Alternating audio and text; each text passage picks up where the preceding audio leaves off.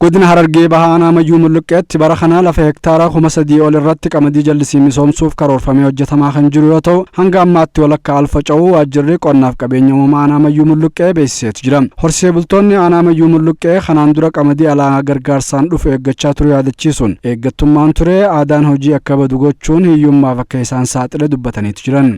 Waan biraadis ilmaan maatii teenya tajirtu san nuutumna teenyaan akka isin nyaattee quuftee bultu ni goona jennee yaan. Eeggattummaan sun uummata keenya masluufumaan dalaganne goote waan dalatu wallaalchiftee turte jijjiiramni kun eega dhufe qamadii biyya alaatti ergamu san deebinee nuti if dandeenye wabii nyaataa jala baanee if dandeenye qamadii oomishne biyya biratti erguudhaaf qophiidha. Obbo Maammaa Alii Ahmad hojjetaa dirree misoomaa Araddaa Hareergaati. Diina rokotsanii fi kan beela rokotu jechuun gosuma takkaa jechuudha. Maaliif hoggaanii fi mootummaan diina rokotu nuti diina rokonnu jenne maatii hedduun jalaa dhumaa jechuudha.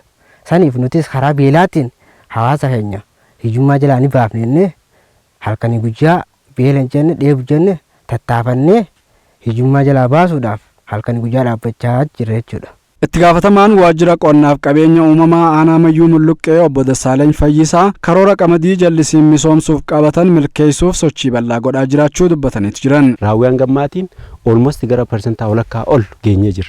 Haa ta'u garuu marsaa tokkoffaa kana keessatti hanga danda'ametti humna qabnu cuunfinee risoorsii qabnu hunda cuunfinee karoora keenya galmaan ga'uudhaaf koree sadarkaa olaanaa aanaarraa hanga araddaatti hanga uummataatti sochii gaarii keessa jira. Itti gaafatamaan waajjira qonnaaf qabeenya uumamaa godina Harargee Bahaa obbo Geetahuun Nigaatu bara kana qamadii jallisiin oomishamurraa callaan guddaan akka eeggamu dubbataniitu jiran. Qonnaan buloonni naannoo kana jiran keessattuu horsiisee bulaadha. Gargaarsa seeftineetiin yeroo guddaa kan jiraachaa jiranii. Barreen gaddaarraa kaasanii immoo jijjiiramni fooyyeenni jira.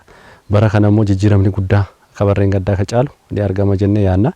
Oomishtummaan isaas ka barreen gaddaarraa ka bara kana oomishni guddaan ni argama jennee yaanna.